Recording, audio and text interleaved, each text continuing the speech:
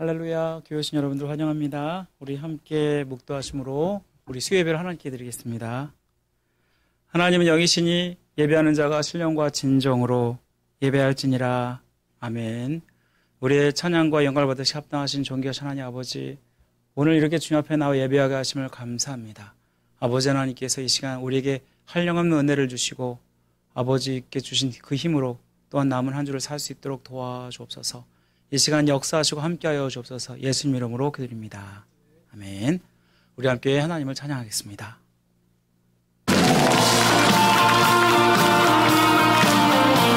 간절히 주님만을 바라는 마음으로 고백합니다. 새 힘어들이 주를 바랄 때, 주를 바랄 때, 우리 주를 바랄 때, 새 힘어들이 주를 바랄 때, 주를 바랄 때, 한 번 더 고백할까요? 새 힘어들이 주를 바랄 때, 주를 바랄 때, 우리 주 새 힘어들이 주를 바랄 때, 주를 바랄 때, 우리 주를 바랄 때, 주님 통치하시네 소망 구원 주시네 당신은 영원하신 주 내 영원하신 주 지치지 않으시는 주님 약한 자 방패되시며 위로자 되신 주 독수리 같은 힘 주시네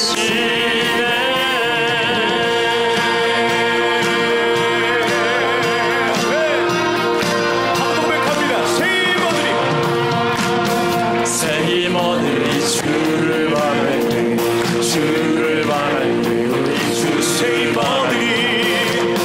새 힘어들이 주를 바랄 때, 주를 바랄 때, 우리 주님 통치하시네 소망 구원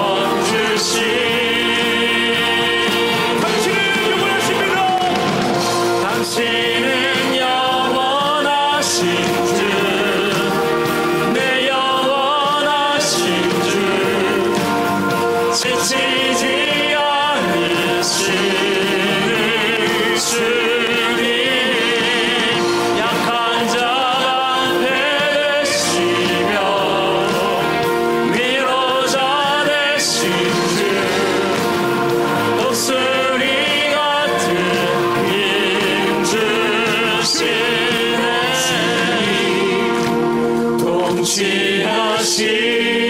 통치하시네 소망 구원 주시네 한번 더 고백합니다. 주님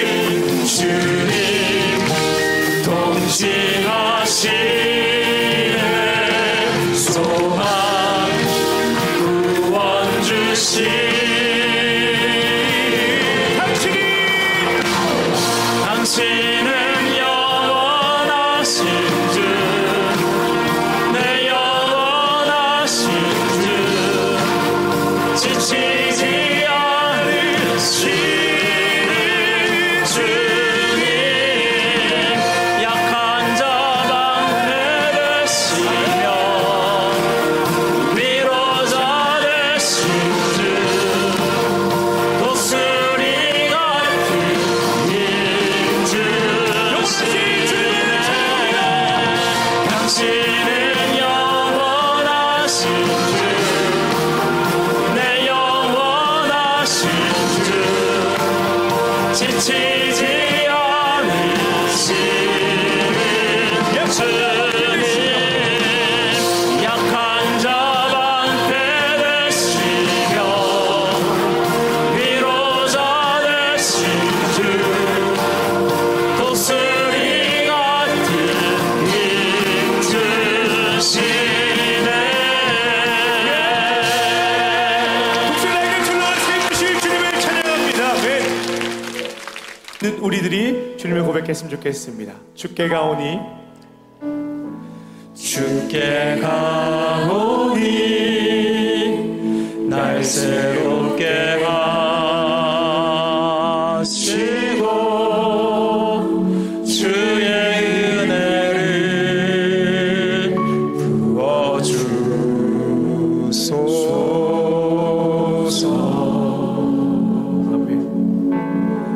내 안에 발견한 내 안에 발견한 나의 연약함 모든 벗어지리라. 주의 사랑으로 주 사랑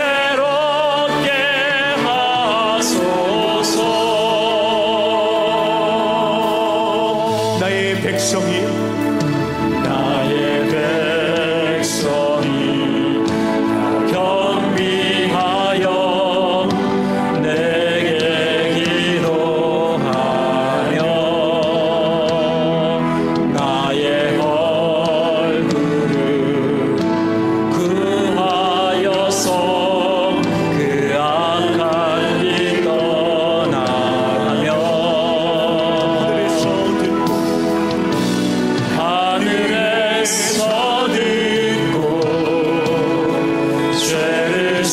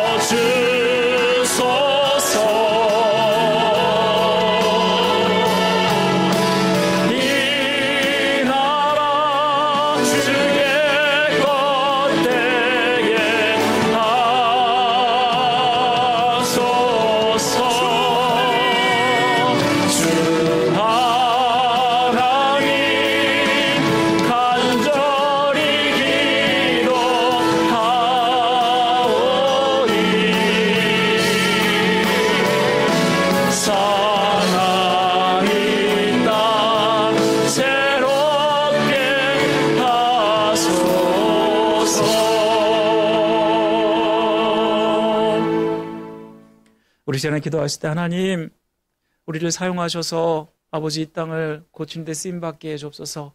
내가 먼저 성령의 충만을 받게 하시고 은혜 받게 하시옵소서. 이 시간 함께 다 같이 기도하겠습니다.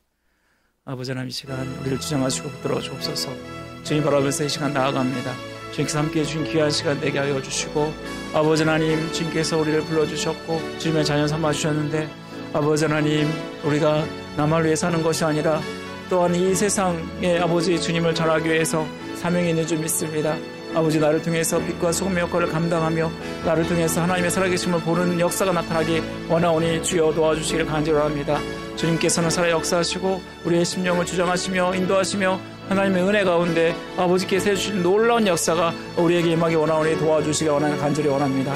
아버지 하나님 우리를 불쌍히 주시고 우리를 붙들어 주옵소서. 주님의 은혜 가운데 인도하셔서 모든 것들을 감당할 수 있도록 도와주시고 하나님께서 함께해 주신 귀한 은혜가 우리 가운데 있기를 원하오니 주여 도와주시길 간절히 원합니다. 아버지 하나님 우리가 빛과 소금을 감당하기 원해서 우리가 먼저 주 앞에 은혜 받기 원하고 성령 충만하기 원합니다. 아버지 하나님 우리의 식어진 마음이 다시 한번 살아나며 아버지 열정이 다시 한번 살아나며 주를 위해 사는 우리의 모습 되기 간절히 원합니다. 아버지 이 땅을 하나님께서 고치는데 귀하게 쓰임받게 하여 주옵소서. 아직도 여전히 믿지 않은 수많은 영혼들이 주께로 돌아오는 역사 나타나게 도와주시고 우리 교회를 통해서 우리 성도를 통해서 하나님의 살아계심이 증거될 때에 수많은 영혼들이 주님을 찬양하며 주께 돌아올 수 있도록 도와주시기를 간절히 원합니다. 주여 아버지 도와주옵소서. 아버지 은혜 가운데 이 시간 아버지 다시 한번 말씀으로 깨닫게 하여 주시고 우리를 붙들어 주시며 하나님께 정말 기뻐하시고 원하시는 모습으로 온전히 드려지는 우리의 모습 될 수 있도록 도와주시고 함께해 주시기를 간절히 원합니다. 아버지 하나님의 은혜 가운데 주장하시고 인도하셔서 아버지께 주신 귀한 일들을 주님의 은혜 가운데 감당할 수 있도록 도와주시기를 간절히 원합니다.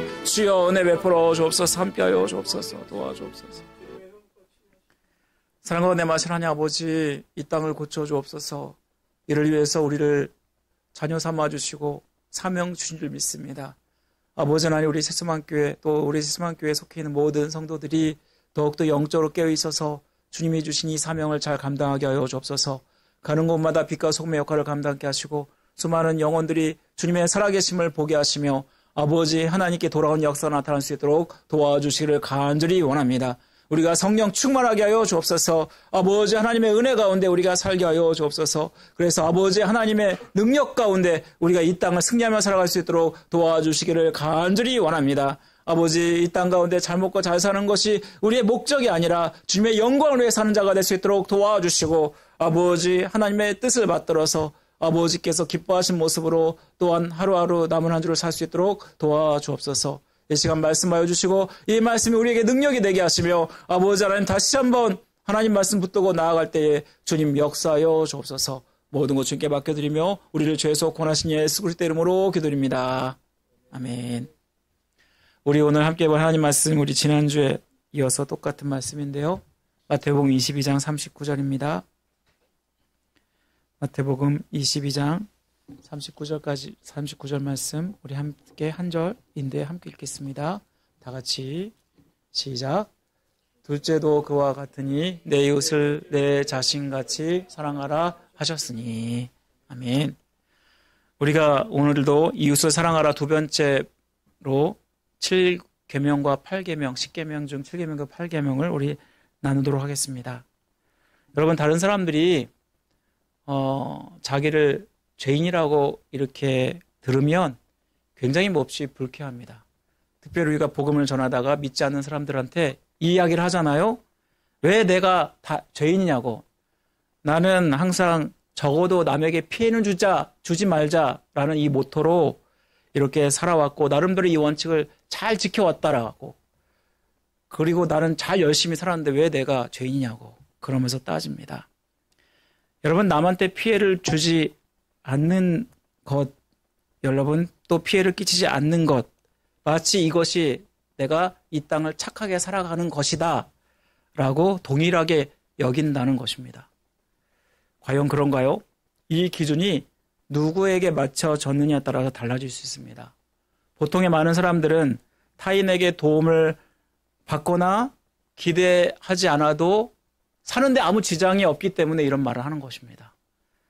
그런데 다수의 입장에서 보면 이것이 당연해 보일 수 있지만 약자 입장에서 보면은 그렇지 않을 수도 있다는 것입니다. 알게 모르게 직간접적으로 다른 사람에게 우리는 피해를 줄 수 있다는 것 여러분 기억하셔야 됩니다. 나만 잘 먹고 잘 살면 되지 하면서 다른 사람에 대해서 소극적일 때, 그리고 나는 다른 사람에게 피해는 주지 않아, 그 정도 가지고는 안 된다라는 것입니다. 사실 하나님께서 우리에게 원하시는 모습은요, 적극적으로 선을 행해야 된다라고 말씀하고 있다는 것입니다. 우리가 오늘 계명이야말로 이를 잘 보여주고 있지 않습니까? 우리가 계속해서 교리의 삶의 적용으로서 이웃 사랑에 대해서 살펴보고 있는데 10계명 중에 오늘은 7째 계명과 8째 계명을 살펴보려고 합니다. 여러분, 먼저 오늘 7계명부터 보시면요. 7계명이 소일이 문답 70에 뭐라고 나오죠? 다 같이 7계명 무엇입니까? 시작. 간음하지 말라입니다. 여러분, 여기서 간음이란 말이 히브리어로 나아프라고 얘기하는데 이 간음하다라는 뜻을 가지고 있는데 이 뜻은 배우자가 있는 사람이 다른 이성과 자발적으로 성적인 관계를 맺는 것, 바로 이것을 간음이라고 이야기를 합니다. 여러분, 이 계명이 10계명 다 중에서 살인하지 말라라는 그 계명 다음에 있지 않습니까? 금지 계명 중에서 특별히 이웃사랑과 관련돼서 두 번째 위치에 있는 것을 우리는 보게 되는데, 그만큼 이 세상을 살면서 사람들이 쉽게 범할 수 있는, 그리고 넘어갈 수 있는 죄가 있다면 바로 이 간음죄라고 할 수 있을 것입니다. 사실 성은 어떻게 사용하느냐에 따라서 저주가 될 수도 있고 축복이 될 수도 있지 않습니까? 먼저 저주가 되는 경우는 이 성을 남용할 때일 것입니다. 점점 사회가 성의 남용을 부추기는 세상을 우리가 살고 있죠. 여러분, 이전에 우리 사회는 어땠나요? 우리 사회는 유교 사회였고요. 남녀 7세 부동석이다라고 하면서 남자와 여자를 구분하였고 철저하게 그렇게 서로의 정결을 지키며 살았습니다. 심지어는 예전에는요, 교복조차도 점검을 했고 치마 길이조차도 그렇게 따졌던 그런 사회를 우리가 살았습니다. 얼마나 상당하게 보수적이었는지 모릅니다. 심지어 교회도 예배를 따로 드렸습니다. 여러분, 지금 보이는 교회가 김제에 있는 금산교회입니다. 그 다음이요, 그 그림이 있을 텐데요. 성전을 보시면 이거 보세요. 이거 보면요, 지금 이게 교회예요. 김제에 있는 금산교회인데 굉장히 오래된 교회입니다. 그런데 이 김제에 있는 금산교회가 기역자 한옥 구조잖아요.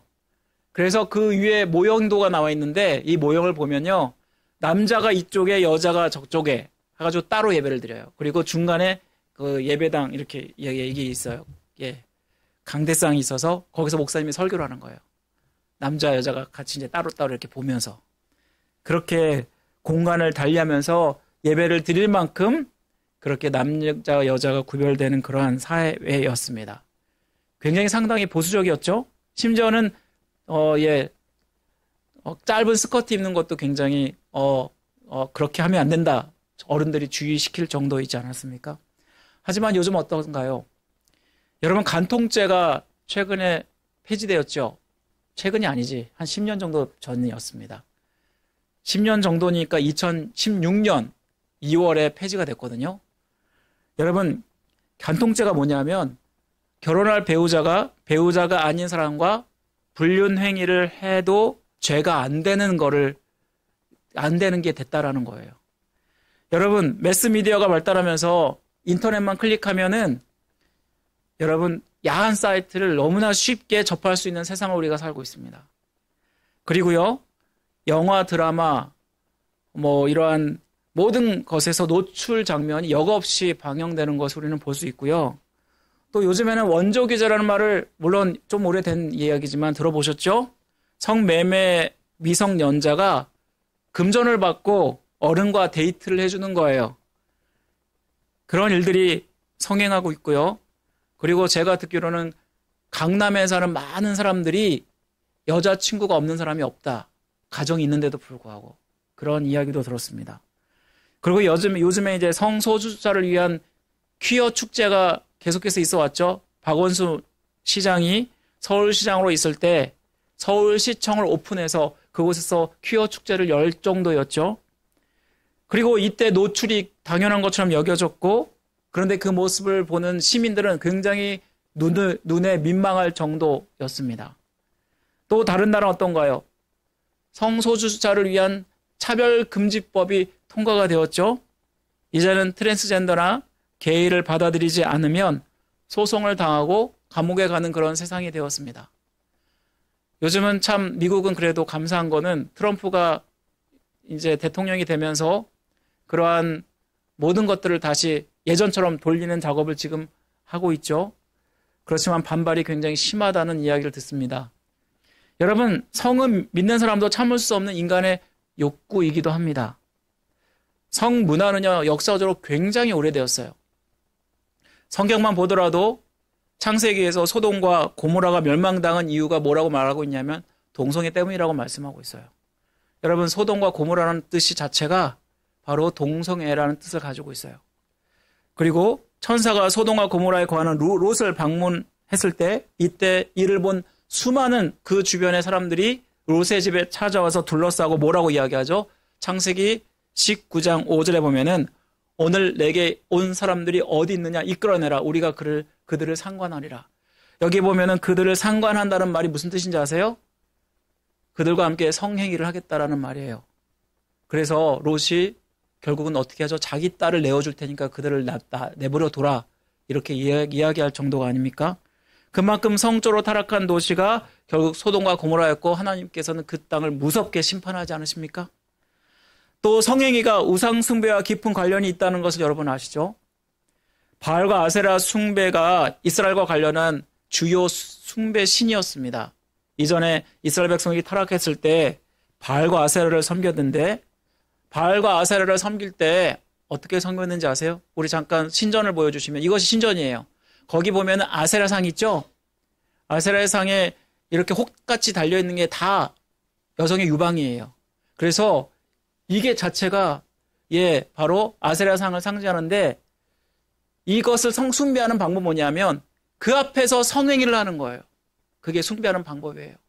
그래서 아세라 상 그 신전에는 항상 남창과 여창이 존재를 했습니다.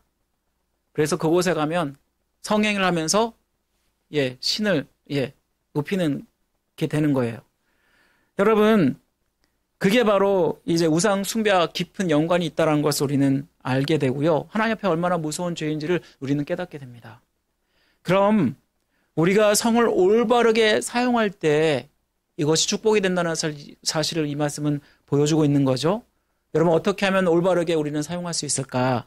성경은 뭐라고 이야기하냐 하면 간음하지 말라라고 이야기를 하는데 사실 이 의미는 육체 행동뿐만 아니라 마음의 말과 순결을 보호한다라는 의미를 가지고 있습니다. 우리 71문 보시면요. 우리 한번 다 같이 한번 읽어볼까요? 제7계명이 요구하는 것이 무엇입니까? 다 같이 시작. 제7계명이 요구하는 것은 마음과 말과 행동으로 우리 자신과 이웃의 순결을 보존하는 것이다. 여기 보시면 육체만이 아니죠. 육체만이 아니라 우리의 마음과 말과 행동 모두를 포함하고 있다는 것을 잘 말씀해주고 있습니다. 주님이 마태복음 5장 28절 말씀에서 뭐라고 얘기하시나요? 주님이 5장 28절에서 나는 너에게 이르노니 음욕을 품고 여자를 보는 자마다 이 마음에 이미 간음하였느니라라고 말씀을 하죠. 여러분, 육체적인 것만이 간음이 아니라 눈으로 보는 것조차도 간음이다. 그런데 그것이 바로 우리의 마음으로부터 나온다라고 이야기하고 있습니다. 또 에베소 5장 3절 말씀 보면요. 음행과 더러운 것, 탐욕 너희 중에 이 이름조차도 부르지 말라. 이것이 성도에게 마땅한 반이라라고 말씀해요. 다시 말하면 성도에게 합당한 삶은 뭐냐면 바로 우리가 거룩하게 순결하게 우리의 몸과 마음을 지켜가는 것이라고 말씀을 하고 있다는 것입니다. 여러분, 성경은 하나님이 우리에게 주신 영원한 계명이죠. 그리고 우리가 영원토록 지켜야 될 말씀이에요.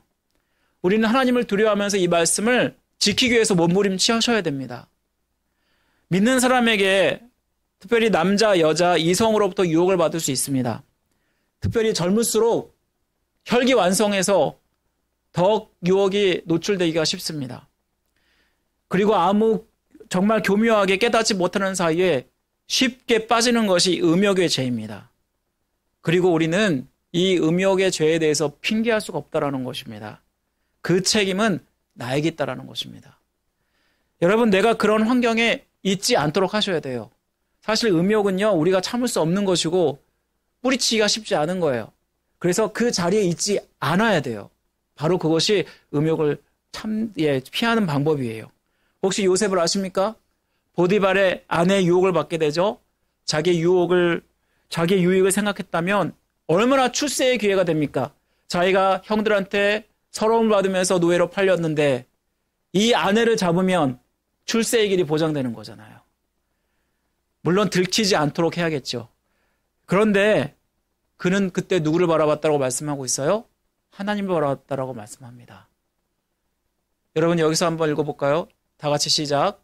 이 집에는 나보다 큰 이가 없으며 주인이 아무것도 내게 금하지 아니하였음에도 금한 것은 당신은 그의 아내임이라.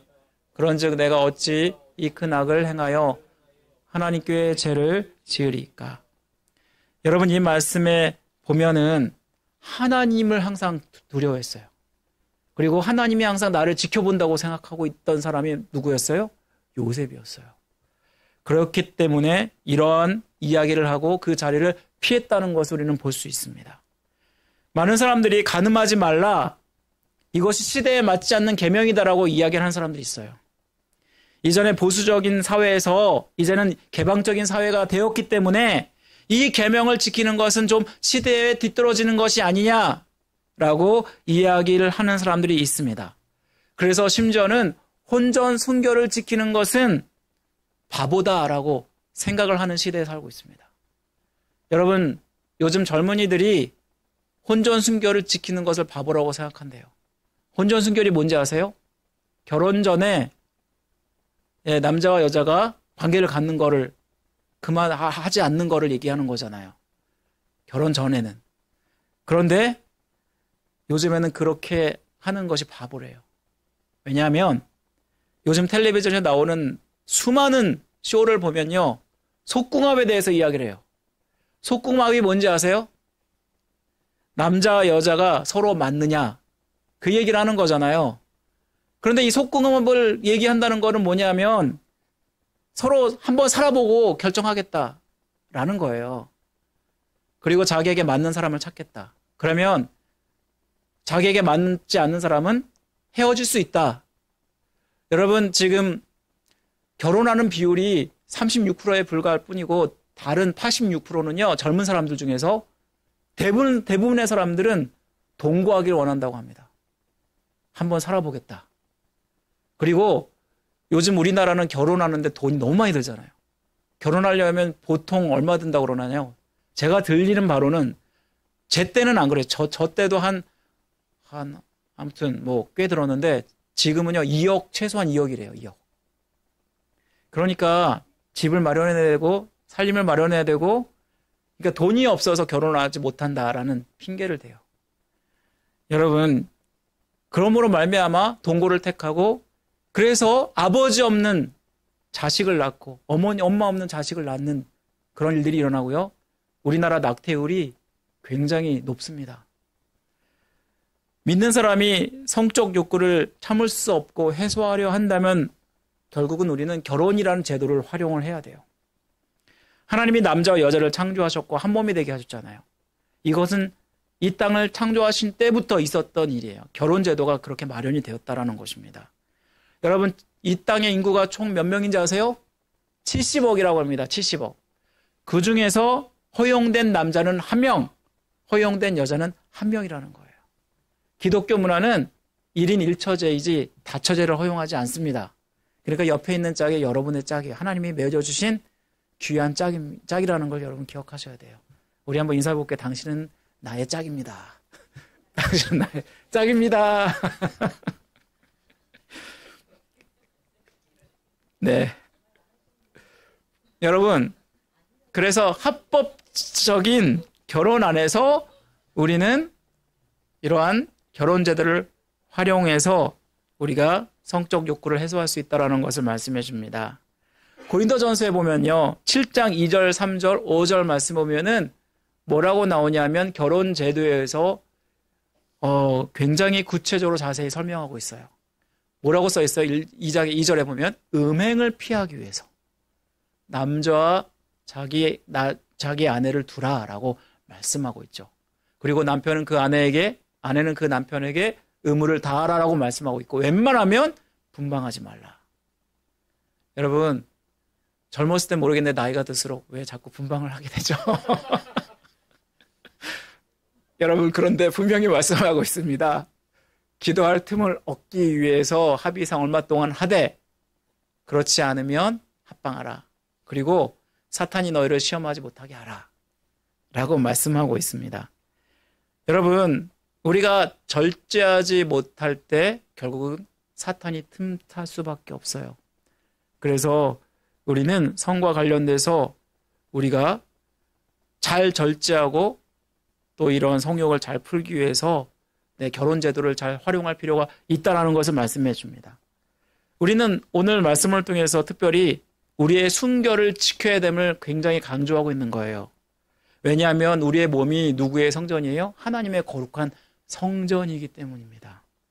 하나님 앞에서 우리는 하나님이 순결하고 거룩하신 것처럼 우리도 주님 앞에서 순결하고 거룩해야 돼요. 그리고 이를 위해서 우리는 몸부림치셔야 됩니다. 요셉처럼 항상 하나님이 내 곁에 계시고 나를 지켜보시고 나와 함께 하신다는 것을 항상 기억한다면 우리는 함부로 하지 못하겠죠. 그리고 우리의 성결을 지켜갈 수 있을 줄 믿습니다. 그러면 7계명에 이어서 8계명이 뭐죠? 우리 한번 다 같이 읽어볼까요? 다 같이 시작. 제 8계명은 도둑질하지 말라.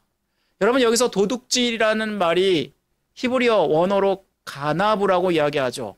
이 뜻이 뭐냐면 바르지 못한 방법으로 이익을 추구하는 일체 행위를 이야기한다라고 말씀하고 있습니다.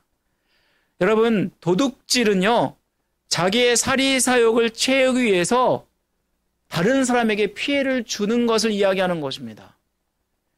대부분의 그리스도인들은 이런 생각을 할지 몰라요. 도둑질은 나와는 상관이 없는 것 같은데. 여러분, 도둑질이라는 것은 다른 사람의 이익을 생각하지 않고 나의 이익을 추구한다는 면에서 합법적이든 비합법적이든 굉장히 생각보다 광범위한 것입니다.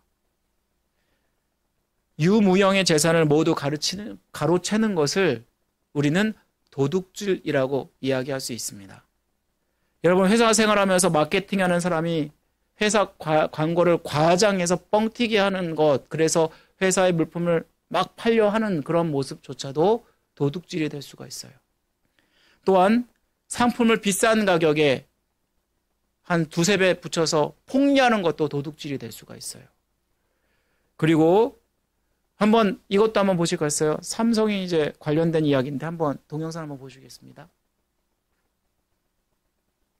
네, 삼성전자가 가지고 있는 20나노급 D램 메모리 반도체의 공정 단계별 핵심 기술입니다. 경찰은 이 기술을 유출하고 부정하게 사용한 혐의로 삼성전자 전 임원 최모 씨와 전 수석연구원 오모 씨를 구속해 검찰에 송치했습니다.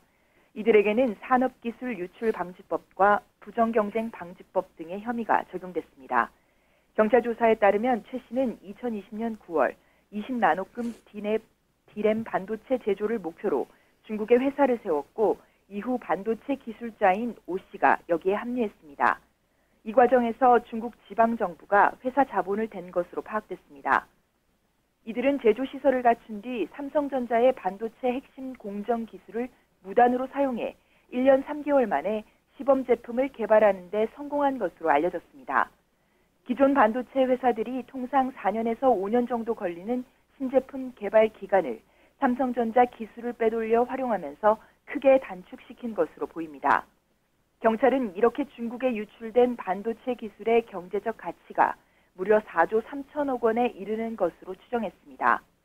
또 경제 효과 등을 감안하면 실제 피해 금액은 가늠하기 어려운 수준이라고 덧붙였습니다. 특히 이번 사건은 국내 기술자 한두 명이 중국으로 이직하는 수준을 넘어 삼성전자의 반도체 관련 핵심 인사들이 중국 지방정부와 합작해 현지에 회사를 차리고 생산까지 시도했다는 점에서 그 심각성이 큽니다. 삼성전자의 피해는 물론 세계적인 반도체 기술 패권 전쟁 상황에서 우리나라 경제 안보의 근간을 흔드는 중대한 사안이라는 게 경찰의 판단입니다. 이들이 중국에서 운영하던 회사는 디램 개발에 성공한 후 수율을 높여가는 단계였는데 이번 수사 영향으로 가동이 중단된 것으로 전해졌습니다. 경찰은 구속된 최 씨와 오 씨 외에 이 회사로 이직한 국내 반도체 회사 출신 임직원을 추가로 입건해 관련 혐의에 대한 수사를 이어가고 있습니다. 지금까지 사회부에서 YTN 윤현숙입니다. 여러분, 이런 기사가 뜰 때마다 좀 어떤가요? 마음이 좀 그렇죠. 우리나라가 정말 몇십 년 동안 연구해서 개발한 건데 그거를 한순간에 팔아먹는 거예요. 이러면 아마 나라에 미치는 그 피해는요, 막대예요. 장난이 아니죠. 또 여러분, 작년에 체납 세금이 얼마인지 아세요? 작년에 체납 세금. 그러니까 체납 세금이란 뭐냐면 국가에다 우리가 세금을 바쳐야 되는데 그건 당연한 거예요. 국가를 운영하기 위해서. 그런데 이것을 떼어먹는 걸 이야기하는 거잖아요. 최소한 여기에 나온 사람들은 1년 이상 1억 이상의 세금을 떼어먹은 사람들이에요. 그런데 작년 24년에 100조가량이 된대요. 100조. 세금만 떼어먹은 사람이. 그리고 고액 상습 체납자 중에는요. 3천억 이상 되는 사람이 있어요. 한 명이. 그렇게 세금을 떼어먹는다고 합니다. 여러분, 또 최근에는 거짓 사기로 분양을 해가지고 그래서 아파트 뭐 이런 걸 분양해서 도망간 사람들이 심지어 애틀란타까지 왔었어요. 그리고 애틀란타에서 잡혀서 다시 한국으로 추방됐거든요. 그런 일들이 일어나요. 그리고 고리대금, 또 상품 매점 매석 등등 물건만 훔치는 게 도둑이 아니라요. 이러고 보면은요, 도둑질이 참 유무형으로 광범위하다는 것을 우리는 깨닫게 됩니다. 여러분, 그런데 믿는 사람에게 있어서 정말 중요한 건 뭐냐면 하나님이 주신 그 재물을 적절하게 사용하지 않을 때도 이 계명을 어기는 것과 비슷해요. 여러분, 자신의 수고와 노력으로 얻지 않고 거저 얻으려는 심보가 도둑질이잖아요. 나만 배부르면 된다라는 이기적인 그 마음이 있는 거예요. 그런데 우리 주변에 다른 사람을 돌보지 않는다면 그것조차도 합당치 못한 모습이라는 겁니다. 우리 잠깐 말씀을 보여주신 마태복음 말씀을 보여주시면요. 이 말씀에 보면은 주님께서 뭐라고 이야기하시죠? 천국에서 심판하실 때 이야기해요. 너희가 여기 내 형제 중에 지극히 작은 자 하나에게 한 것이 곧 내게 한 것이다 라고 얘기하면서 다른 사람에게 선을 베푸지 않는 것이 얼마나 무서운 죄인지를 말씀해주고 있죠. 그리고 에베소 4장 24절 말씀에 보면은요. 도둑질을 하지 말라라고 얘기하고 오히려 가난한 자에게 구제해라라고 말씀을 하고 있지 않습니까? 여러분, 나만 배부른다 하면 된다는 생각, 다른 사람이 뭐든 나만 그냥 잘 살면 되지, 그리고 다른 사람을 돌보지 않는 그 모습도 결국 하나님 앞에서는 도둑질이 될 수 있다는 것을 말씀해 줍니다. 이 세상은 반드시 부자와 가난한 사람이 존재할 수밖에 없어요. 개인이 그렇고 사회가 그렇고 심지어 나라도 그렇습니다. 그러면 항상 우리 주변에는 가난한 사람이 존재할 수밖에 없어요. 그러면 그런 사람들 우리가 어떻게 해야 되죠? 최근에 보통은 많은 사람들이 이제 미국에서 운전하다 보면 홈리스 보게 되시나요? 길거리에 있는 홈리스 도와달라고 이렇게 뭐라죠? 그렇게 종이 판자 가지고 거기다 써놓고 도와달라고 하는 그런 사람들을 발견해요. 예전에 어떤 집사님이 교회 어떤 집사님이 이러한 사람들을 볼 때마다 반응하는 모습이 참 굉장히 생각이 나요. 자기는 그런 사람들이 오면 무조건 고개를 돌린대요.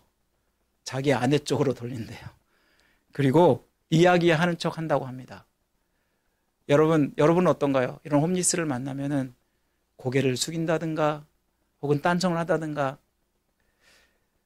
물론 이제 그런 분들이 그런 이야기도 있어요. 이 사람들이 돈을 받으면 마약을 한다. 이런 얘기도 있기 때문에 도와주는 것을 한편으로는 조심해야 되는 것 같아요. 또 어떤 사람들은 그런 경우도 있어요. 너를 위해서 내가 햄버거 사줄게. 그래서 진짜 햄버거를 사주면 거부하는 사람이 있어요. 그리고 돈을 달라고.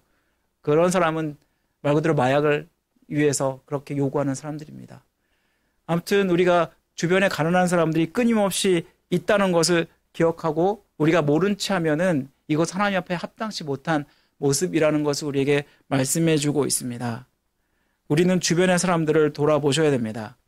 현대판 장발장이 있습니다. 너무나도 배가 고파서 빵집에 가서 빵을 훔친 사람이 장발장이라는 사람이잖아요.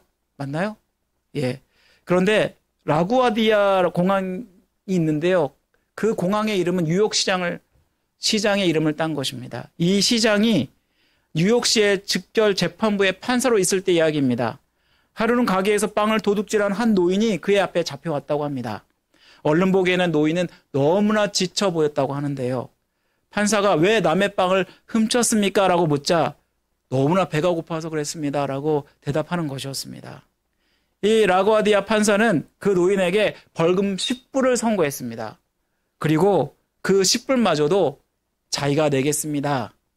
이토록 배고픈 사람이 유혹을 헤매고 있는데 내가 그동안 너무 좋은 음식을 배불리 먹은 벌금으로 내는 것입니다. 라고 이렇게 대답을 했다고 합니다.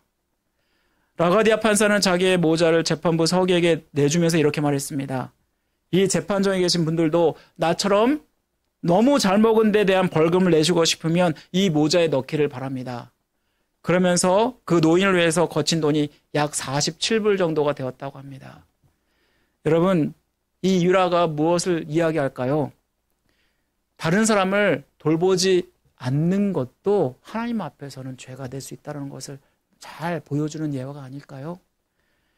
이 세상은 너무나 불의한 사회입니다. 그래서 결국은 빈익부 부익부로 이렇게 빈부격차가 날 수밖에 없어요. 그리고 우리 주변에는 가난한 사람이 존재할 수밖에 없습니다. 그런데 그 가운데 나만 아는 이기적인 모습으로 살아간다면 이것이야말로 하나님이 결코 좋아하지 않는 모습이라는 것입니다. 우리 주변을 돌아봐야 되고요. 무엇보다 아주 작은 도움이지만 극빈자라도 조금씩이라도 도와주는 그러한 모습이 우리에게 필요하다라는 것입니다. 문제는 뭐냐면 베풀지 않는 사람은 끝까지 베풀지 않는다는 거예요.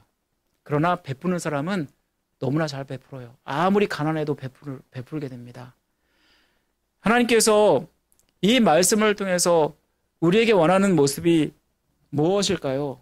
바로 이것은 우리가 성실하게 정직하게 우리가 살아야 될 것을 말씀하고 있고요. 그리고 다른 사람들을 우리가 돌봐주는 것이 정말 필요하다는 것을 말씀해 줍니다. 우리 잠깐 말라기 말씀을 마지막으로 볼게요. 말라기 말씀 보면요. 하나님의 것을 도둑질했다라고 말씀을 하고 있어요. 여러분 이게 왜 나왔죠? 이 말씀이 왜 나왔죠? 말라기 말씀은요. 이스라엘 백성들이 하나님께 바쳐야 될 11조를 가장 하나님 앞에 무성의하게 바쳤어요.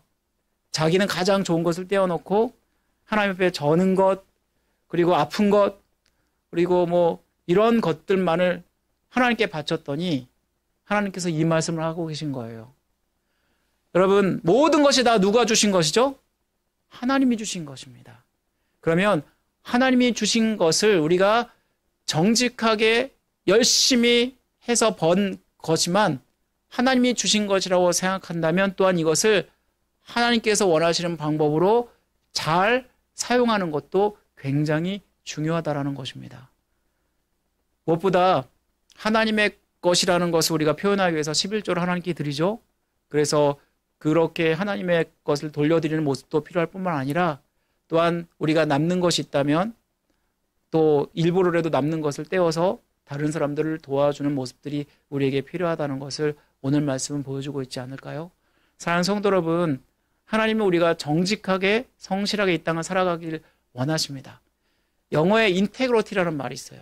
인테그리티라는 말이 뭐냐면 이 말은요, 정직하게 성실하게 열심히라는 아주 복합적인 뜻을 가지고 있어요. 그런데 미국 사람들이 이 말을 굉장히 중요하게 생각을 해요. 인테그리티. 하나님 앞에서 우리는 인테그리티가 있으셔야 돼요. 그래서 성실하게 열심히 정직하게 그리고 내가 가지고 있는 모든 것을 주님께서 원하시는 방법으로 우리가 재물을 사용하고 나의 가진 것을 사용할 때 이 모습 하나님이 기뻐하신다는 사실을 우리가 오늘 말씀을 더 깨닫게 되지 않습니까? 여러분, 우리는 내가 다른 사람에게 피해를 주지 않으면 됐지라는 그런 삶을 살면 안 돼요. 더 적극적인 선한 일을 행하셔야 돼요. 다른 사람들을 돌아보고 그리고 정결하게 성결하게 피해 주지 않고 뿐만 아니라 더 나아가서는 다른 사람들을 도와주는 데까지 이를 때 바로 이 모습이 하나님께서 우리에게 원하시는 모습일 것입니다. 우리 남은 한 주도 이 말씀 기억하시고 이렇게 살아가심으로 하나님께 영광 돌리는 삶이 되길 간절히 주님의 이름으로 축원드립니다. 우리 함께 같이 찬양 대판과 정성을 다해서 1절만 드리시고 잠깐 기도하시고 하겠습니다.